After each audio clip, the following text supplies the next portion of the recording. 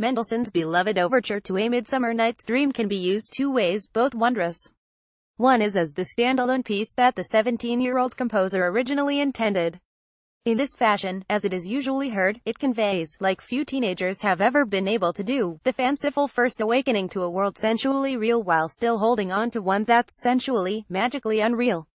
The score can be employed just as successfully as an actual overture. The mature Mendelssohn 16 years later added about 45 minutes of incidental music to go with Shakespeare's play. In this way, and when performed with the right spirit, the overture is capable of creating exceptional expectations for a theatrical world about to be conjured up. Such were the expectations Thursday night at Walt Disney Concert Hall for the latest Los Angeles Philharmonic extravagance, a full-scale production of bleeding chunks of the play along with the incidental music.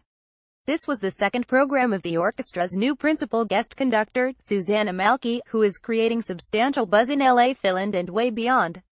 Wednesday night in Stockholm, Malki was awarded the Nordic Council Music Prize, whose judges praised her for surprising the listener with fresh new details and soundscapes. The Finnish conductor joined Björk, the 1997 winner, in that prestigious honor. Sure enough, Malki found in Mendelssohn's magical score fresh details. The problem, though, was what to do with her enthralling, color-infused soundscape. The LA Phil has had good luck in that department in the past. The summer of 1934, the orchestra mounted a famed, elaborate production of the play directed by Max Reinhardt that had a cast including Olivia de Havilland and Mickey Rooney. More than 170,000 are said to have attended a run of performances that helped to lift Angelenos out of the doldrums of the Depression. Eric Wolfgang Korngold, who added sumptuous musical meringue to the score, was the music director. This production inspired an enchanting Hollywood movie the next year, and it also provided substantial impulse for the Hollywood career of Korngold, who became the first of the great symphonic soundtrack composers. Exactly 70 years after that LA Phil dream, Esa-Pekka Salonen helped to inaugurate the new Hollywood Bolshoi with the incidental music and a likable theatrical contribution from A Noise Within. Two of the best recordings of Mendelssohn's incidental music happen to have been made by former LA music directors Otto Klemperer and André Prévenot with other orchestras. The LA Phil clearly hoped to do it again for Malki, staging a sizable amount of the play. A British director with Shakespearean and ballet credentials, Nancy Meckler, came to Disney, along with a large and talented cast of actors, dancers and singers for a nearly 2-hour version performed without intermission. Little, alas, worked this time. Part of the problem is that A Midsummer Night's Dream, Mendelssohn style, is innately unwieldy, and Disney is an inherently untheatrical venue that requires the extravagant imagination of a Peter Sellers or Yuval Sharon. What might have worked for Meckler with the Royal Shakespeare Company would not in Disney and with a Hollywood cast. The first challenge is updating.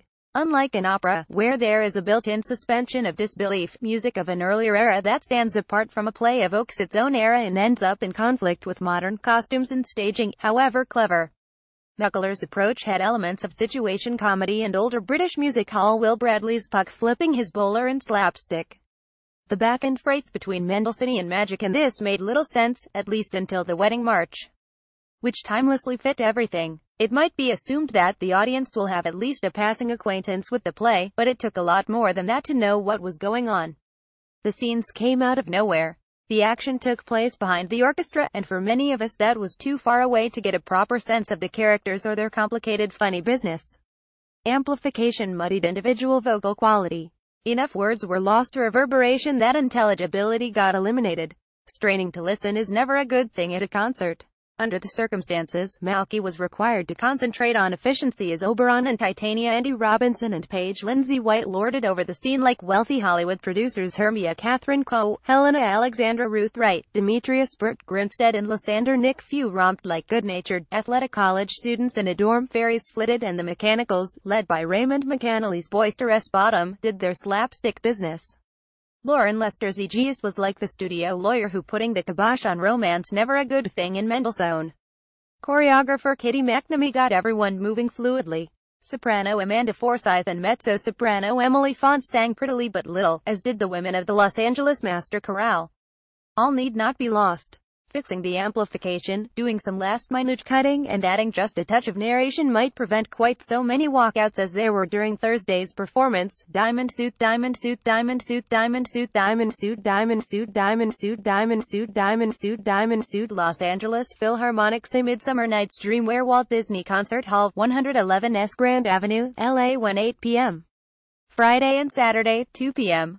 Sunday. Tickets $20, $194. Information 213-850-2000, www.laphil.com. Caption mark.sweat@lawtimes.com. Or music coverage. Russia's secret weapon. Valery Gergiev and the Marinskys. Rapturous music with a farewell on the horizon. Zubin Mehta's concert with the Israel Philharmonic is a triumph. Los Angeles Philharmonic, Walt Disney Concert Hall. Mickey Rooney.